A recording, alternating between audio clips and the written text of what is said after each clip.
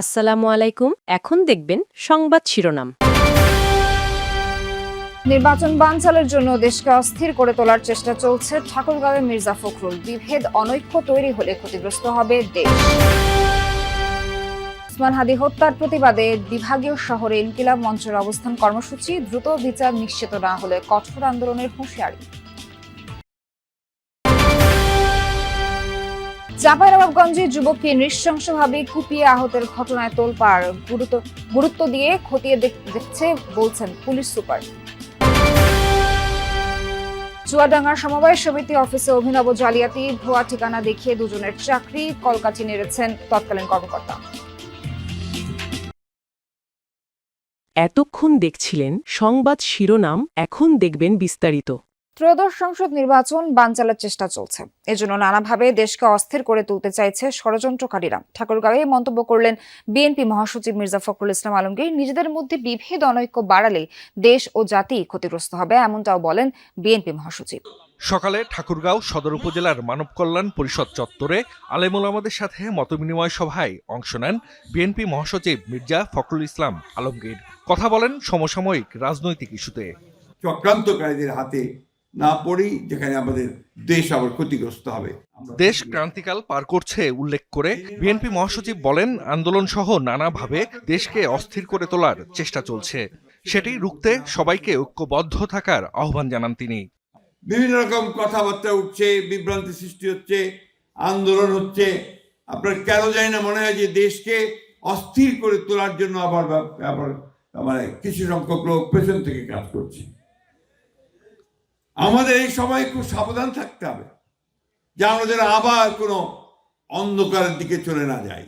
কুরআন সুন্নাহর বাইরে কোনো আইন না করতে বিএনপি অঙ্গীকারাবদ্ধ বলেও জানান বিএনপি মহাসচিব। অনেকেই আপনাকে বিভ্রান্তি সৃষ্টি করার জন্য বলে আমরা নাকি কুরআন ও সুন্নাহর আইন চাই না। নাউজুবিল্লাহ। আমরা সবসময় কুরআন ও সুন্নাহর মধ্যেই আমরা থাকতে চাই। আমাদের বংশ সেটা, আমাদের রক্তের মধ্যে সেটা। আমরা গর্বিত যে আমি একজন মুসলমান। খতিব, ইমাম ও মুয়াজ্জিনদের জীবনমান উন্নয়নের জন্য বিভিন্ন পরিকল্পনার কথাও তুলে ধরেন মির্জা ফখরুল ইসলাম আলমগীর। খতিব, ইমাম, মুয়াজ্জিন সাহেবগণকে মাসিক সম্মানী প্রদান করা হবে। জাহিদ হাসান, যমুনা নিউজ। শরীফ ওসমান হাদী হত্যার সুষ্ঠু বিচার দাবিতে বিভাগীয় শহরগুলোতে মহাসড়ক অবরোধ ও বিক্ষোভ কর্মসূচি পালন করছে ইনকিলাব মঞ্চ। পূর্ব ঘোষিত কর্মসূচি পালনে দুপুর 2:30টার দিকে রাজশাহী বিশ্ববিদ্যালয়ের প্রধান ফটকের সামনে অবস্থান নেন নেতাকর্মীরা। পরে রাজশাহী নাটোর মহাসড়কে অবস্থান নিয়ে টায়ারে আগুন জ্বালিয়ে বিক্ষোভ করেন ইনকিলাব মঞ্চের কর্মীরা। বন্ধ হয়ে যায় যান চলাচল। আন্দোলনকারীরা বলেন, শরীফ ওসমান হাদী হত্যার ঘটনায় এখনো দৃশ্যমান কোনো প্রশাসনিক বা বিচারিক অগ্রগতি নেই। এতে বিচারহীনতার সংস্কৃতি আরও দৃঢ় হচ্ছে। হত্যাকাণ্ডে জড়িতদের দ্রুত গ্রেফতার করে আইনের আওতায় আনা না হলে কঠোর আন্দোলনের হুঁশিয়ারি দেন তারা। সিলেটের চৌহাট্টা পয়েন্টে সড়ক অবরোধ করে বিক্ষোভ করছেন ইনকিলাব মঞ্চের নেতাকর্মীরা। এ সময় আধিপত্যবাদ বিরোধী বিভিন্ন স্লোগান দেন আন্দোলনকারীরা। প্রতিবাদী গান, কবিতা পরিবেশন করেন। নেতাকর্মীরা বলেন, হাদী হত্যায় জড়িত সকলের বিচার নিশ্চিত না হওয়া পর্যন্ত আন্দোলন অব্যাহত থাকবে। ময়মনসিংহ নগরীর টাউন হল মোড়ে অবরোধ কর্মসূচি পালন করছে ইনকিলাব মঞ্চ। বিক্ষোভকারীরা অভিযোগ করেন, প্রশাসনের বক্তব্য আইওয়াশ ছাড়া কিছু নয়। তারা সময়ক্ষেপণের চেষ্টা করছে। গুলির ঘটনার দিনই অপরাধীদের ধরা যেত বলে জানান তারা। এ সময় স্বরাষ্ট্র উপদেষ্টা ও আইন উপদেষ্টার পদত্যাগের দাবি জানান ইনকিলাব মঞ্চের সদস্যরা। ঢাকা বরিশাল মহাসড়ক অবরোধ করে বরিশালের ছাত্র জনতা ইনকিলাব মঞ্চের কেন্দ্রীয় কর্মসূচির অংশ হিসেবে দুপুর থেকে বরিশাল বিএম কলেজ, বরিশাল বিশ্ববিদ্যালয় সহ বিভিন্ন কলেজের শিক্ষার্থীরা মিছিল নিয়ে নথুল্লাবাদ এলাকায় জড়ো হয়। হাদীর হত্যাকারীদের দ্রুত গ্রেফতার ও বিচার দাবিতে অবস্থান নেন মহাসড়কে। শিক্ষার্থীদের পাশাপাশি সাধারণ মানুষও এতে অংশ নেন। চাঁপাইনবাবগঞ্জের শিবগঞ্জে এক যুবককে বিদ্যুতের খুঁটির সাথে বেঁধে কুপিয়ে গুরুতর জখমের ঘটনায় এলাকায় তোলপাড় চলছে। আহত আবু সুফিয়ান সিজু বর্তমানে রাজধানীর পঙ্গু হাসপাতালে চিকিৎসাধীন। পরিবার জানায়, তাদের এক নাবালিকা স্বজনের সাথে প্রেমের সম্পর্ক গড়ে তোলে পাশের এলাকার মোস্তাক নামে যুবক। পরে কৌশলে মেয়েটিকে ঢাকায় নিয়ে যায় সে। এই ঘটনায় মামলার পর গ্রেফতার হয় মোস্তাক। পরে জামিনে বেরিয়ে মেয়েটিকে উত্ত্যক্ত করা শুরু করে সে। এর প্রতিবাদ জানালে গত বুধবার সন্ধ্যায় আব্দুর রাজ্জাক সহ বেশ কয়েকজন সিজুর ওপর নির্যাতন চালায়, কুপিয়ে মারাত্মক জখম করে তাকে। পরিবার জানায়, সিজুর বাম হাতের রক্তনালী বিচ্ছিন্ন হয়ে গেছে, হাতটি কেটে ফেলতে হতে পারে। নির্যাতনকারীরা জামায়াত শিবিরের রাজনীতির সাথে জড়িত বলে অভিযোগ করেছে ভুক্তভোগী পরিবার। এ ঘটনায় জড়িত থাকার অভিযোগ অস্বীকার করে প্রেস বিজ্ঞপ্তি দিয়েছে স্থানীয় ছাত্র শিবির। উপজেলা জামায়াতের আমিরের দাবি, সিজু এলাকায় সন্ত্রাসী হিসেবে পরিচিত। এ ঘটনায় যাদের নাম এসেছে তারা জামায়াতের অঙ্গ সংগঠনের কর্মী নয়, তবে সমর্থক হতে পারে। এখন পর্যন্ত 2 জনকে গ্রেফতারের কথা জানিয়েছে পুলিশ। এজার নামীয় 2 জন অভিযুক্তকে গ্রেপ্তার করেছি, বিজ্ঞ আদালতে সোপর্দ করেছি এবং যিনি ভিকটিম আপনারা জানেন তিনি এখন পঙ্গু হাসপাতালে আছে।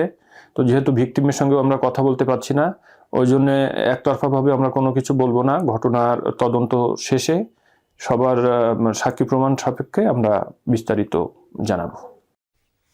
হাঁস চুরির ঘটনায় সালিশ বৈঠককে কেন্দ্র করে হবিগঞ্জে 2 পক্ষের সংঘর্ষ হয়েছে, আহত অন্তত 20 জন। সকালে লাখাই উপজেলার মোড়াকুড়ি পূর্ব গ্রামে এই সংঘর্ষ হয়। পুলিশ ও স্থানীয়রা জানায়, কয়েকদিন আগেও ওই গ্রামের আলকাস মিয়ার 10 থেকে 12টি হাঁস চুরি হয়। চুরির ঘটনায় জড়িত সন্দেহে একই গ্রামের আফজাল মিয়ার সাথে তার বাগবিতণ্ডা হয়। এই নিয়ে বাড়ি চুয়াডাঙ্গায়, অথচ ঠিকানা দেখানো হয়েছে কুষ্টিয়া ও ঢাকায়। জাতীয় পরিচয়পত্রের স্থায়ী ঠিকানা জাল করে চুয়াডাঙ্গা সমবায় অফিসে চাকরি হাতিয়েছেন অন্তত 2 জন। আর এসব অপকর্মে কলকাঠি নেড়েছেন তৎকালীন সমবায় কর্মকর্তা নিজেই। তিনিও ভুয়া জাতীয় পরিচয়পত্রে বাগিয়েছেন মুক্তিযোদ্ধার সনদ, নিয়েছেন সরকারি সুবিধা। জাহাঙ্গীর আলম চাকরি করেন চুয়াডাঙ্গা জেলা সমবায় অফিসের অফিস সহকারী কাম কম্পিউটার অপারেটর পদে। 2013 সালে এই অধিদপ্তরে চাকরি পান, তাও আবার কুষ্টিয়া জেলা কোটায়। অথচ তার আসল ঠিকানা চুয়াডাঙ্গার দামুড়হুদা উপজেলার গোপালপুর গ্রামে। বাড়িতে কারো দেখা না মিললেও স্থানীয়রা বললেন, জাহাঙ্গীর আলমের পৈতৃক নিবাস ও বেড়ে ওঠা এখানেই, কুষ্টিয়ার মিরপুরে নয়। এরা তো দাদা দাদি সব সম্পত্তির গ্রামের বাড়ি ওদের নিজস্ব। হ্যাঁ, ওরা বহুদিন যাবতীয় এখানে আছে। আদি পরিবার এটাই, না অন্য কোথাও না। স্থায়ী ও বর্তমান ঠিকানা নিয়ে সদুত্তর দিতে পারেননি অভিযুক্ত জাহাঙ্গীর আলম। ওই জায়গায় তখন ছিলাম, লেখাপড়া করতাম নানার বাড়িতে। তখন ওইখানকে ঠিকানা দিয়ে স্থায়ী ঠিকানা হিসাবে ওইখানে দিয়েছে, বর্তমান ঠিকানা এখানে দিয়েছে। আরেকজন মিরাজুল ইসলাম, বাড়ি দামুড়হুদার কলাবাড়ি গ্রামে। চাকরি হাতিয়েছেন ঢাকা মিরপুরের পল্লব এলাকার স্থায়ী বাসিন্দা দেখিয়ে। এমন জালিয়াতিতে হতবাক অনেকেই। ঢাকাতে আমাদের বাসা কিভাবে থাকবে, আমরা গ্রামে থাকি। আমি বয়স প্রায় 60 বছর থেকে দেখছি। একই প্রশ্নে গরমিল উত্তর মিরাজুল ইসলামেরও। হ্যাঁ, ঢাকায় একসময় ছিলাম। আচ্ছা, ওটা আপনার স্থায়ী ঠিকানা? জি। নাকি বর্তমান ঠিকানা? না, ওইটাই স্থায়ী ঠিকানা। কলাবাড়ি আপনার স্থায়ী ঠিকানা না? কলাবাড়ি, জি, কলাবাড়ির ঠিকানা স্থায়ী ঠিকানা এখন হয়ে গেছে। বিষয়টি জানা নেই সমবায় কর্তৃপক্ষের। খতিয়ে দেখে ব্যবস্থা নেওয়ার আশ্বাস জেলা কর্মকর্তার।